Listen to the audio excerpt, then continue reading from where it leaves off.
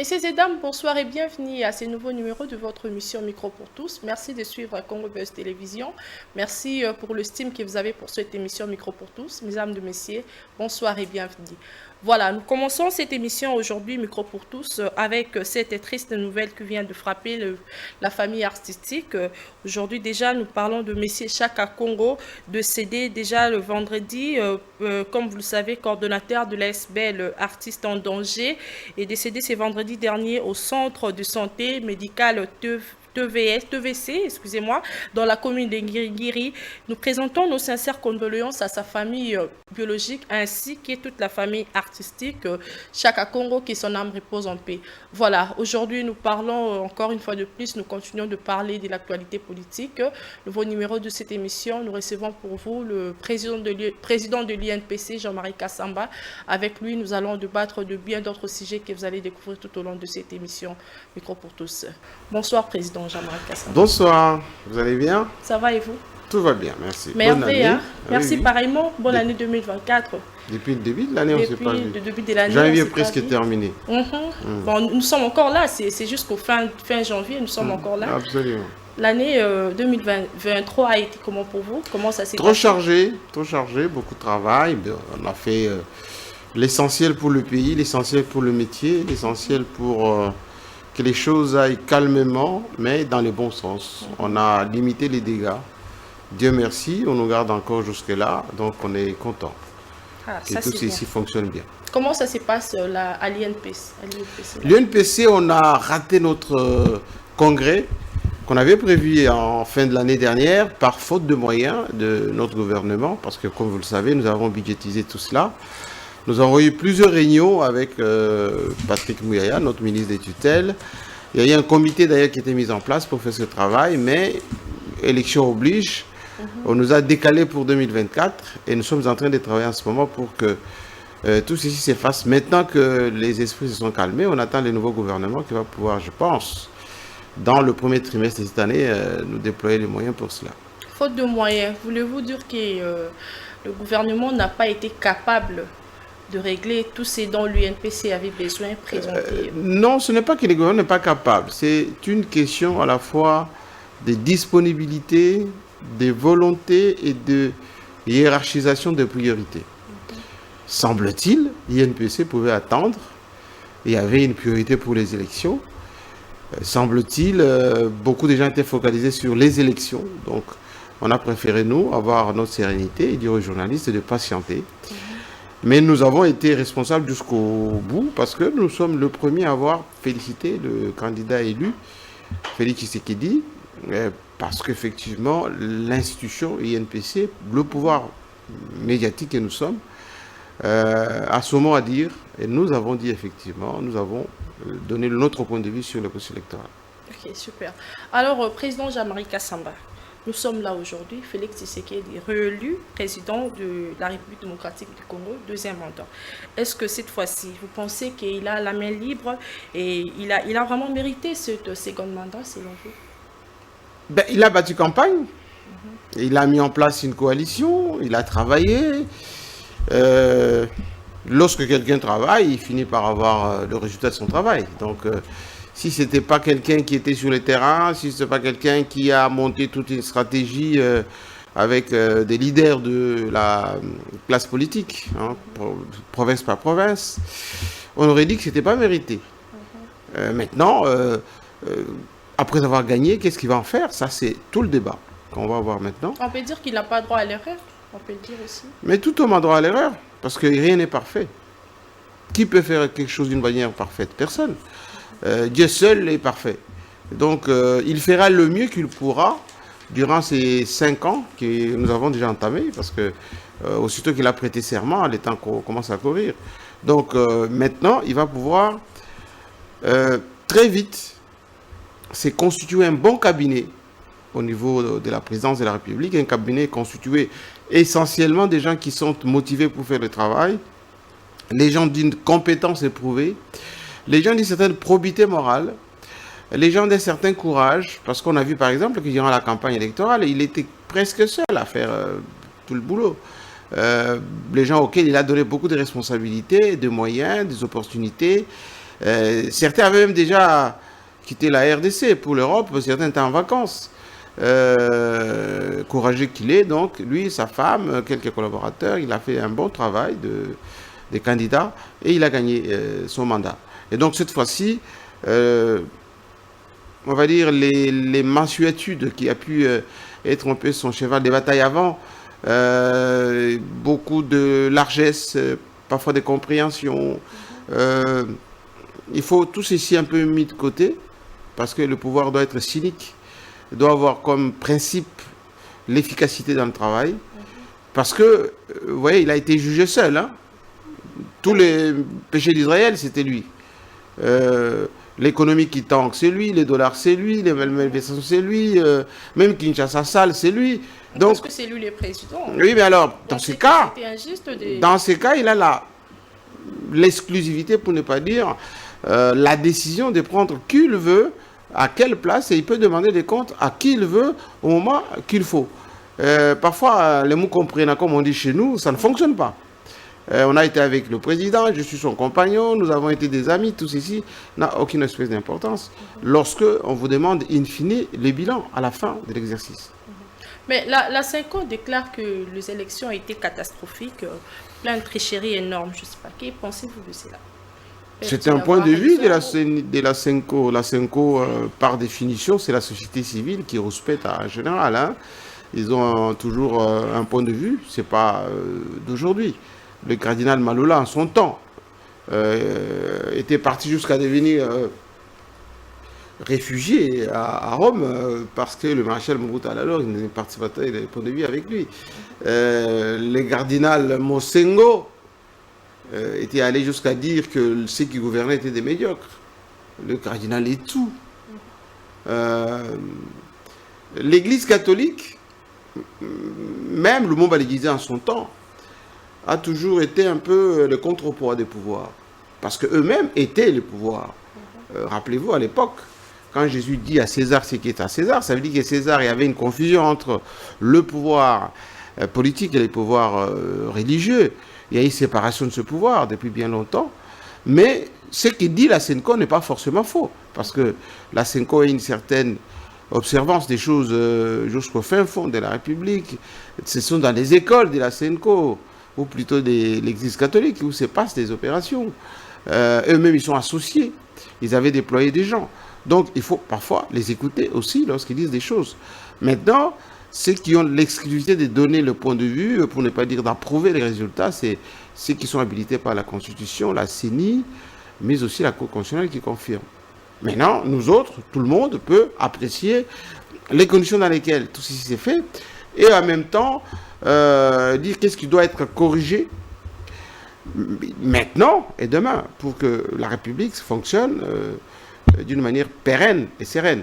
Sinon, les frustrations créent parfois des situations qui ne sont pas agréables pour la population. Parmi les promesses faites du chef de l'État par rapport à l'investiture, il a aussi établi la paix à l'est du pays. Pensez-vous que cela serait un combat facile? Bon, la paix à l'est, c'est tout un combat presque éternel. Parce que savez-vous que depuis 1994, alors que le maréchal Mobutu était là, à l'est, il s'est posé toujours le problème, depuis que les Rwandais ont été autorisés par Mobutu lui-même et la communauté internationale à s'installer. Ils ont détruit notre écosystème, ils ont tué, nous sommes à presque 15 millions de Congolais qui sont morts. Mais ce sont les intérêts plus économiques qui sont à la base de tout ceci. Tshisekedi, lorsqu'il venait pour la première fois, il avait dit qu'il allait s'installer à Goma pour finir cette guerre. Il n'a pas pu le faire pour X raisons. Il a pu faire ce qu'il pouvait. Celui qu'on attendait le plus, c'était Jean-Pierre Bemba, chef de guerre, ministre de la Défense. Il avait fait beaucoup de promesses aussi. Mais malgré l'état des sièges, malgré tout ce qui était mis en place, on n'a pas eu de résultats escomptés. Maintenant, avec les équipements qui sont donnés au FARDC, avec une certaine restructuration, notamment la loi sur la réforme au niveau de l'armée, ce qu'on appelle la déprogrammation militaire, est-ce qu'on va en finir une bonne fois pour toutes? Ça ne peut être possible que lorsqu'il y a ce qu'on appelle les consensus nationaux. Il faut travailler avec l'ensemble des forces vives. Il faut intégrer des Congolais qui ont une certaine maîtrise de la guerre. Au niveau de l'armée, il ne faut pas frustrer une partie des officiers, des généraux, de nos vaillants soldats. Il faut donner les moyens matériels, les équipements. Il faut bien nourrir nos militaires. Tout ceci n'est pas encore fait d'une manière cohérente. Donc, pour qu'ils gagnent ce qu'il dit, il faut un travail en profondeur. 1 milliard dont on avait parlé des budgets de l'armée, il n'est pas déployé comme il le faut. Donc, il y a beaucoup de choses qui ne sont pas encore faites d'une manière cohérente et c'est ça qui pose problème. Et quand je dis qu'il faut qu'ils s'entourent des gens bien, c'est au niveau de la maison militaire, c'est au niveau de services de sécurité, notamment les contre-espionnages, avec la DEMIAP, avec les conseillers spéciaux. Tous ces gens-là doivent avoir des moyens de faire leur travail. Nos services d'intelligence, quelquefois, n'ont pas d'argent, n'ont pas de moyens logistiques. Quand ils se déploient, c'est avec beaucoup de difficultés. Moi, j'ai toujours milité personnellement pour qu'on donne les moyens, et à l'ANER, et à la DEMIAP, aux services spéciaux, pour qu'ils fassent le travail beaucoup plus concrètement. Dire une chose, manifester la volonté, c'est très bien, mais ces gens qu'on déploie sur le terrain, il faut qu'ils aient des moyens pour faire le travail. C'est ce qui nous manque très souvent. Savez-vous qu'il y a des pays qui nous entourent déploient beaucoup de moyens techniques, technologiques, financiers. Et les nôtres doivent aussi. Nous sommes un pays continent. On gagne une guerre avec l'information, avec la médiatisation.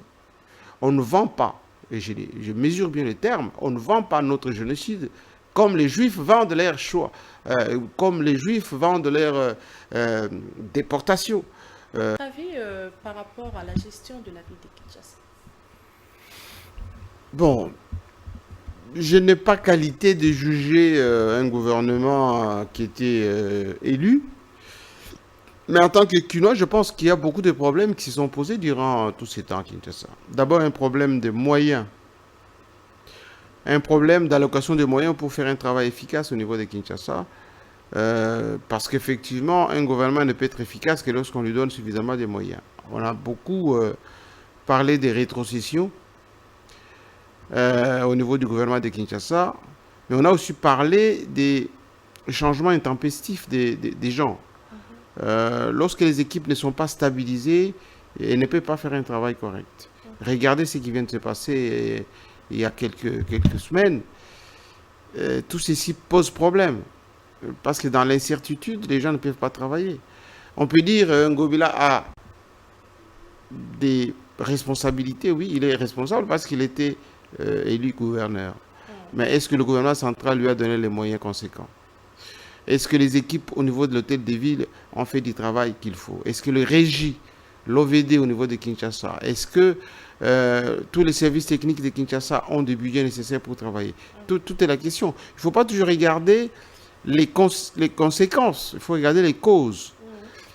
Chez nous, les gens se précipitent beaucoup pour avoir des postes, mais ils ne se posent pas la question sur le contenu des postes, sur comment ils doivent travailler pour trouver un bilan conséquent. Regardez en ce moment ceux qui ont été candidats pour être députés au niveau, que ce soit national ou provincial. Est-ce qu'ils ont les compétences pour? Moi, j'ai des fortes hésitations, pour ne pas dire des doutes, quant à ceux. Pourquoi? Parce que la CENI elle-même n'a pas été regardante sur le dossier de chacun. On a préféré, d'une manière générique, admettre les gens sans savoir que ces gens auront demain à gérer des choses plus techniques qui demandent du management, qui demandent du temps et qui demandent aussi une certaine ambition. Lorsque vous prenez des gens qui sont pauvres, très pauvres, lorsqu'ils commencent à travailler, ils ne vont pas penser à l'intérêt général. Ils vont penser d'abord à s'acheter un costume, à s'acheter une voiture, à changer d'habitation. Et pendant tout ce temps-là, le temps passe. Et comme notre société n'a pas de valeurs intrinsèques qui sont exigées dans toute chose, on va comprendre que quelqu'un qui vole pour améliorer sa vie, s'il redistribue un tout petit peu, on ferme les yeux. Or, aucune nation ne peut se développer sur base de ces principes-là. Tout est la question de la classe politique que nous avons. Les gens souvent se plaignent qu'ils n'ont pas de résultats. Mais accepte de voter des gens qui n'ont pas de compétences, qui n'ont pas des valeurs. La société congolaise n'a que les dirigeants qu'elle mérite. Et il ne faut pas pleurnicher après que vous n'avez pas les résultats lorsque vous envoyez dans des institutions les gens qui ne sont pas capables. Est-ce normal, madame, qu'on puisse nommer dans les entreprises plus techniques des kidam, c'est-à-dire quelqu'un qui n'a aucune qualité en matière technique, on le met à la RVA, qui est une structure qui gère l'aviation. Quelqu'un qui ne s'y connaît même pas dans les finances publiques, vous l'envoyez au FPI. Là-bas, c'est les finances. Et quelqu'un qui ne s'y connaît pas en système d'enseignement, vous l'envoyez directeur général à l'ISTA ou à l'ISC. Vous voyez, tout ceci fait que la répartition équitable des responsabilités dans des officines politiques, c'est ça qui était la base. Moi, j'aurais voulu que Félix Tshisekedi change un tout petit peu cela, mais il ne le fera pas. Parce qu'il est lui-même esclave, pour ne pas dire victime de la classe politique qu'il a trouvée, du système qu'il a trouvé. Le système, c'est quoi? Je me fais lire député, après je serai ministre, et ensuite, nous avons la majorité, et c'est notre majorité qui va se partager les postes à responsabilité, y compris dans la diplomatie. La société congolaise a des sérieux problèmes en termes de l'homme qu'il faut, à la place qu'il faut. Alors, le gouverneur de l'Équateur, Mongala, Chuapa et Kinshasa, réhabilités de leurs fonctions par le VPM de l'Intérieur. Ce sont les incohérences de notre système. Avant de sanctionner quelqu'un, il faut d'abord documenter le dossier. Il faut regarder les tenants et les aboutissants. Mais souvent, chez nous, on sanctionne trop vite.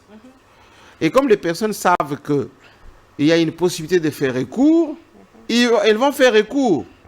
Et ça va annuler la décision. Et quand chez nous, on sait qu'il y a des interventions qui peuvent être menées pour annuler la décision, il faut mener des interventions. Plus vous avez des soutiens, plus vous avez de l'argent, plus vous avez de l'influence, moins vous aurez des problèmes. Et ça, ce n'est pas juste. Pensez-vous que le retour de Ngobila va-t-il poursuivre le projet lancé par Jikoko Mulumba déjà en cours? D'abord, c'est un travail qui était fait pour le bien public. Donc, si quelqu'un fait quelque chose et il n'est pas à sa place ou quelqu'un d'autre arrive, la bonne logique indique qu'il faut continuer. Si vous ne continuez pas, ça veut dire que vous ne savez pas pourquoi vous travaillez.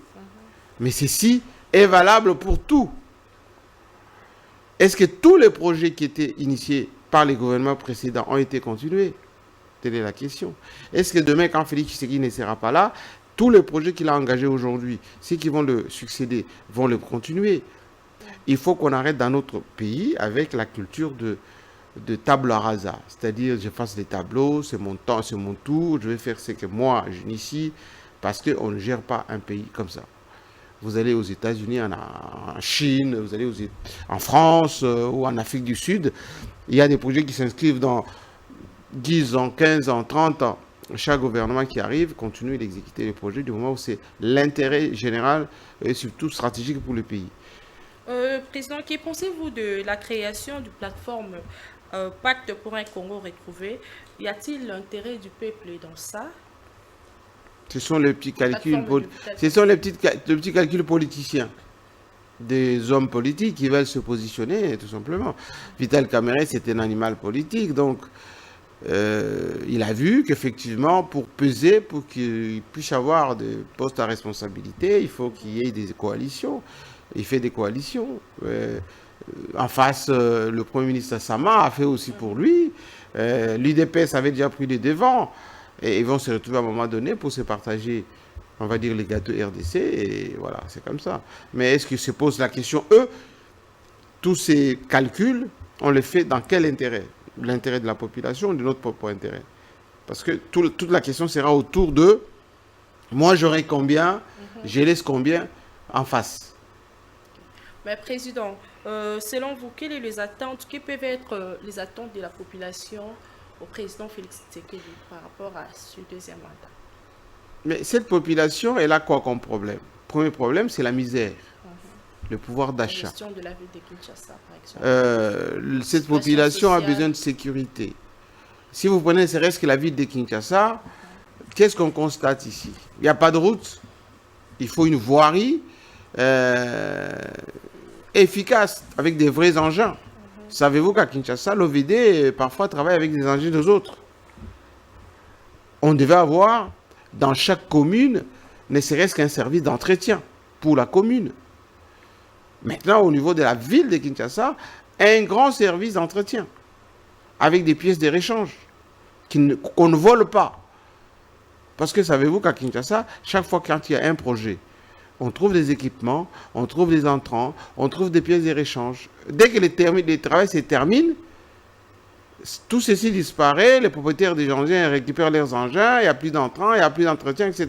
Et la route est livrée comme ça. Mais une route qui est livrée comme ça, on ne cure pas les caniveaux, on ne nettoie pas, on ne change même pas des ampoules, ça va à volo.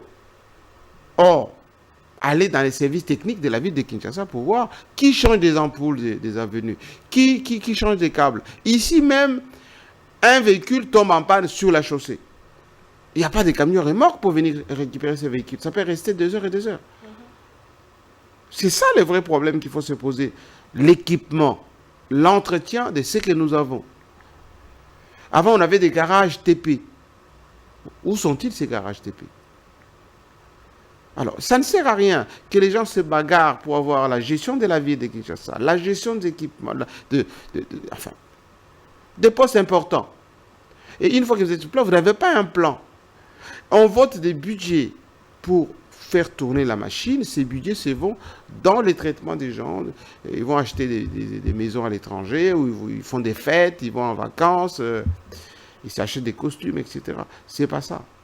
Ok, super. Président, voyons la réaction de Godin Poy par rapport à la réhabilitation de Gentilly Ngobila comme gouverneur ici. Il s'oppose. Ce sont les gesticulations, tout simplement.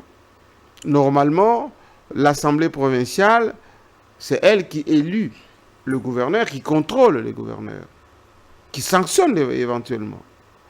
Mais si les actions de l'Assemblée provinciale elles-mêmes sont neutralisées par, on va dire, des interférences politiques, il y a dans ces cas-là neutralisation de ce qu'on peut appeler les institutions établies par la loi.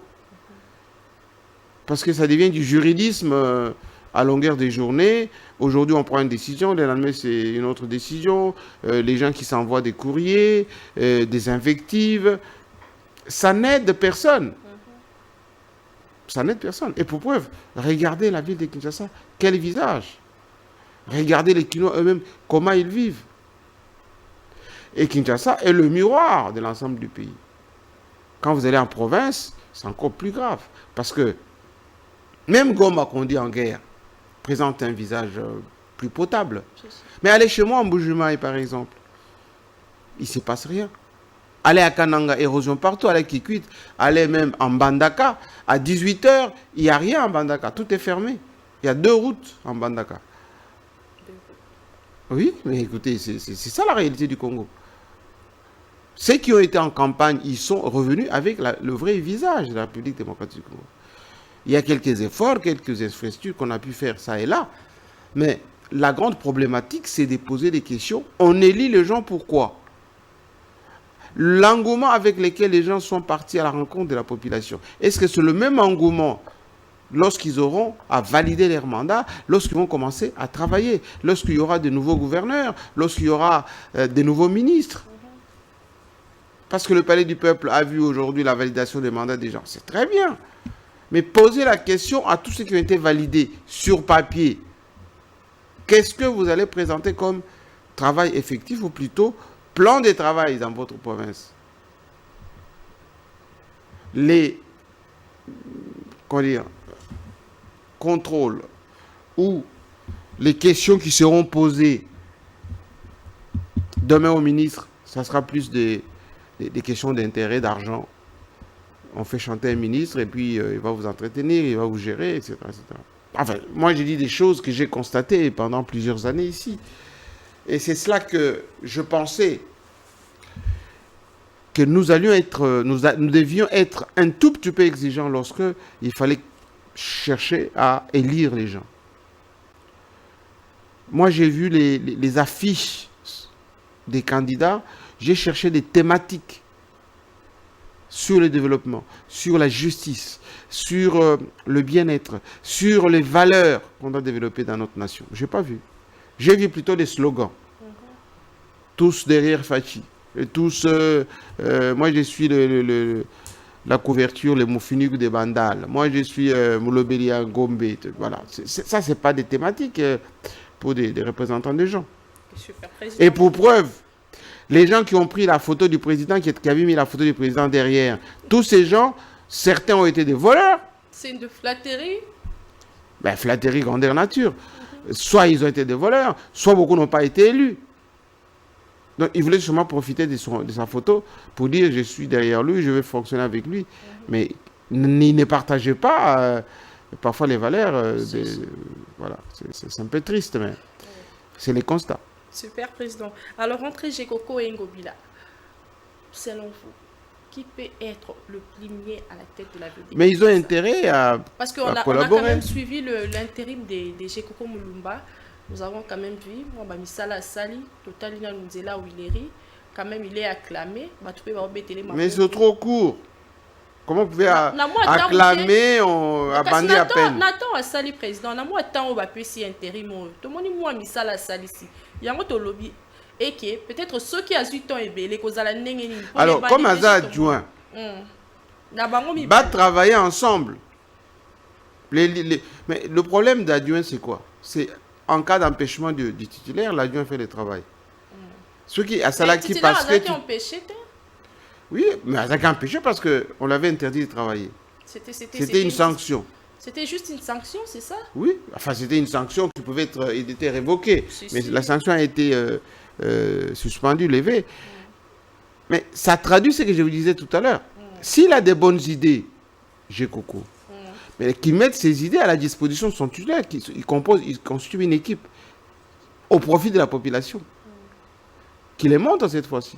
Mais si déjà Ngobila lui-même dit non, je ne veux pas travailler avec lui, il a pris ses initiatives, j'ai dit non, comme lui il est revenu, moi je ne travaille pas avec lui, posez-vous maintenant la question, qui travaille pour qui alors? Donc vous pensez que c'est quand même, il a raison, Ngobila peut retourner à son poste et à continuer Nzela Nae. Mais il faut regarder la procédure. Mais la question que tout le monde peut se poser, c'est à qui profite tout ceci? Est-ce que ça profite aux personnes ou ça profite à la population? Ok, voir l'intérêt de la population ou personnel? L'intérêt de la population et son bien-être. Ce ne sont pas les états d'âme des gens. Super. Président, nous allons clore avec ce sujet. La RDC, le Congo, le Léopard qualifié au quart. Quel est votre avis sur l'équipe nationale? Comment ça se passe? Je pense que vous avez eu le temps de suivre quand même. Si.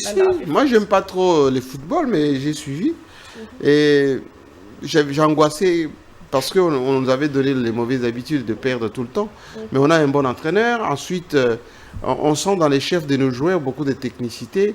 Cette fois-ci, on a un entraîneur qui travaille sur la cohésion, sur la technicité et sur le courage et l'ambition.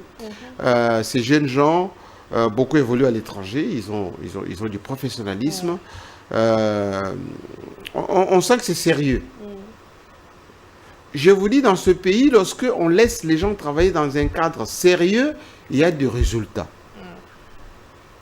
Même sur le plan militaire, le jour où, on va dire, on donne confiance aux Congolais. Pas de mercenaires, pas de petits qui arrivent, qui font 3 semaines et puis ils se retrouvent au front. Pas d'hésitation, pas de choses à la petite semaine. On va avoir des résultats. Il y a des militaires de carrière, il y a des gens qui sont bien formés.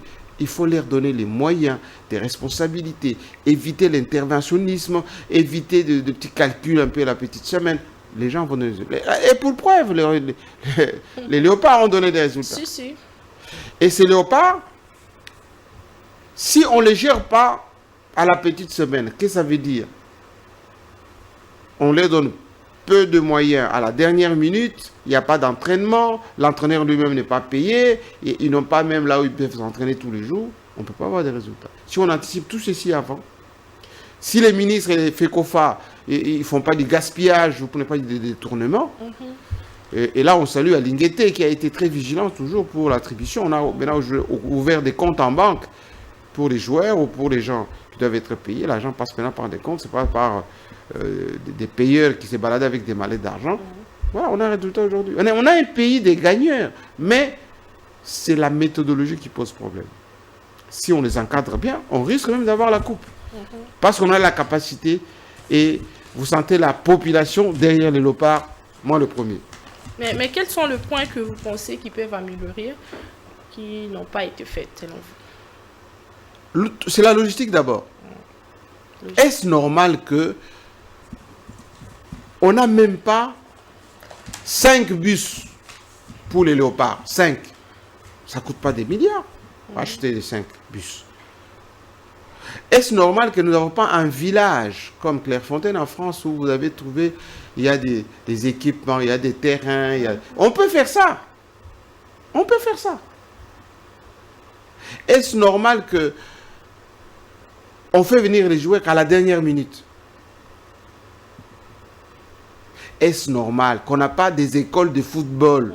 Des écoles de football. Mais aller à Dakar, aller à Abidjan, il y a des écoles de football.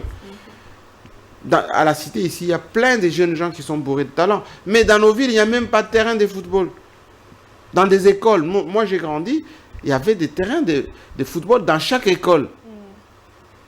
On avait ce qu'on appelle l'éducation physique dans chaque école. Il n'y a plus.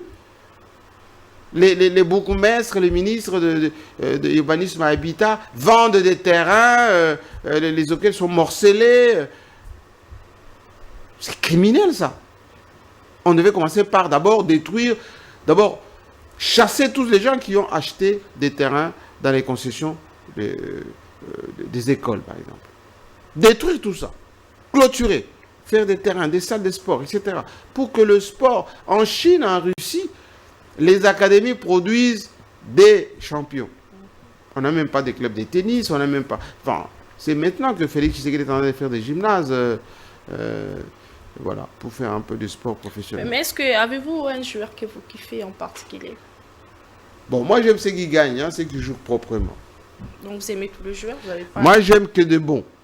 Qui est de bons. Mais et tous ne peuvent pas être bons. Bon, vous savez, quand j'ai regardé hier, il y avait un joueur qui avait raté le football, le penalty. Vous savez comment il s'appelle? Maswaku? Non, pas Masoko. Le match, l'avant-dernier match. Voilà. Makambu, Cédric. Oui, Cédric. Je trouve qu'il n'est pas bon.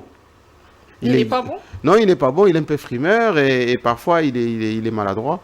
Mais il a le courage et le positivisme qui encourage les autres à jouer. Mais potentiellement, tous nos joueurs ont des qualités. Et c'est la somme de ces qualités qui peut nous donner la victoire. Êtes-vous fier d'être Congolais dans ces cas? Mais je suis fier tout le temps quand je suis Congolais. Ou quand je suis même quand on perd, dans mon élément de Congolais en action. Ma chaîne s'appelle Télé 50, simplement Congolais. Moi, je suis fier de ma nation. Je raisonne au-delà des politiques, au-delà des gens qui font leur vie un peu... sur base des postes, sur base de ce qu'ils peuvent gagner. Parce que je sens ce pays, s'il est bien géré, il peut aller très loin. Professionnellement, j'avais demandé aux journalistes de Kinshasa de ne pas s'intéresser à la politique, de ne pas aller se postuler, par exemple. Beaucoup sont allés et les politiciens les ont bloqués. Ils sont revenus à notre métier. Je l'avais dit, restez dans notre métier. Nous avons le plus beau métier du monde. Nous avons un pouvoir à part entier. Améliorez votre travail. Faites-le avec beaucoup de professionnalisme. Vous allez voir que ces politiques vont vous manger dans la main. Je me joins d'ailleurs. Mais ils étaient tentés, je ne sais pas, par les 21 millions, ou 21 000 dollars, ou par, on les appelle honorables, etc. Les politiques ont tout fait pour ne pas leur laisser... une once de possibilité de gagner quelque chose. Maintenant, ils savent à qui ils ont affaire. Qu'ils reviennent, qu'on fasse notre métier. Et vous allez voir que si on le fait le plus sérieusement du monde, on va avoir des résultats, on est respecté comme tel. On ne peut pas être malheureux si on fait ce travail professionnellement. Mais Président, est-ce que vous pensez vraiment que dans un cas ici que lobby, il y a un jour où allez peut-être peut se nourrir dans l'ambition politique, vous êtes sûr? Il y a pour les canaux législatifs tout postulé? Je ne sais pas. Ah ouais. Pas dans les conditions où les valeurs que moi je partage sont battues en brèche à chaque fois. Demain, on peut me confier des postes à responsabilité, mais je poserai des conditions. Je leur dirai sur base desquelles moi j'aimerais bien travailler. J'ai eu des propositions assez régulièrement d'être ministre, de faire tel travail. Et souvent, j'ai dit, moi j'aime travailler dans des conditions où, quand je pose des actes, que ça procure des résultats. Donc ça peut venir, mais à condition que vos principes soient respectés. Il y a des principes sur lesquels moi je ne transige pas. L'efficacité, la compétence, la probité morale, une certaine ambition. Je vous ai dit que les gens accèdent souvent à des responsabilités sans se poser la question, je vais y faire quoi? Concrètement, je vais commencer par quoi pour avoir quel résultat? Et si je ne suis pas efficace, je vais continuer à faire le travail? Non. Voilà, nous sommes presque à terme de cette émission. Président, nous allons conclure avec cette question. Est-ce que vous ne trouvez pas que M. Vital Kamerhe est en train de forcer la main du président de la République pour l'avoir nommé comme étant Premier ministre? Mais c'est légitime, non? Ce n'est pas trop forcé? C'est légitime. Les contraires seraient incompréhensibles. Quand vous faites de la politique, c'est pour conquérir les pouvoirs et l'exercer. Si Vital Kamerhe a eu des élus et qui s'est battu pour Tshisekedi pendant le premier mandat, il lui a cédé la place. Maintenant, il a fait campagne pour qu'il soit élu. Voulez-vous qu'il reste toujours ses complans? Non. Il essaie de proposer ce qu'il peut faire. Si Tshisekedi pense qu'il peut être Premier ministre, à lui de le faire. Mais il a la possibilité de refuser aussi Tshisekedi. Parce qu'il est lui le président. D'accord. Merci beaucoup, Président. C'était un plaisir pour moi de vous recevoir encore Merci à vous. à cette émission. Votre message pour conclure? Mon message est de dire aux journalistes de Kinshasa, encore une fois, cette année 2024 doit être une année d'action. Action, parce que nous allons faire ces congrès. Et surtout, nous allons structurer notre métier de manière à ce que les brebis galeuses, depuis quelques temps, les gens se sont beaucoup invités dans ce métier avec trop d'improvisation, avec beaucoup d'à peu près. Ça nous aide pas. Et nous allons être très, très durs après ces congrès, parce que les cartes de professionnels que nous avons mis en veilleuse, pour les octroyer cette fois-ci, ça sera sous beaucoup de conditions. Et nous allons passer rédaction par rédaction pour mettre de l'ordre. C'est très important. Justement, d'ailleurs, pour ça, je profite aussi pour poser la question. Président, est-ce que la fois passée, je vous avais reçu, excusez-moi, vous nous avez dit qu'il y aura de mesures très sévères par rapport à certaines qui se nomment journalistes. Je prends l'exemple de celles qui sont à l'Internet, qui salissent de temps en temps l'image... c'est ce travail qu'on va faire. Voyons, je ne sais pas, est-ce qu'il n'y a pas vraiment une mesure stricte pour... Moi, je n'aime pas l'arbitraire. Et c'est ce que je disais au CESAC la fois passée. On doit faire un travail peut-être conservatoire pour édicter un certain nombre de mesures pour endiguer un peu tout cela. Ça commence à être un peu de trop. C'est-à-dire que les gens profitent, comme nous sommes dans une espèce de moratoire en ce moment, ça s'invite, ça fait n'importe quoi, et on dit non, on ne fera rien. Le CESAC dit l'Internet, on ne peut pas contrôler. Non. Ces gens-là sont identifiables, beaucoup vivent ici, et même s'ils vivent ailleurs, on peut trouver des mesures pour indiquer un peu tout cela. Mais c'est un travail qu'on va faire, ne vous inquiétez pas. Merci beaucoup, Président. Un grand merci à vous encore une fois de plus pour nous faire cet honneur d'être là aujourd'hui. Je vous en prie. Merci beaucoup. Alors, chers amis téléspectateurs, merci de nous suivre. Merci à toute mon équipe technique qui m'ont toujours accompagné. Merci à Jordi, Chrislin et les autres. Merci à mon directeur technique, Omo Fortiselikia, et mon DG, Jérémy Maïkadi. Un grand merci à vous. Je vous dis à très bientôt pour un nouveau numéro de Micro pour tous. Ciao.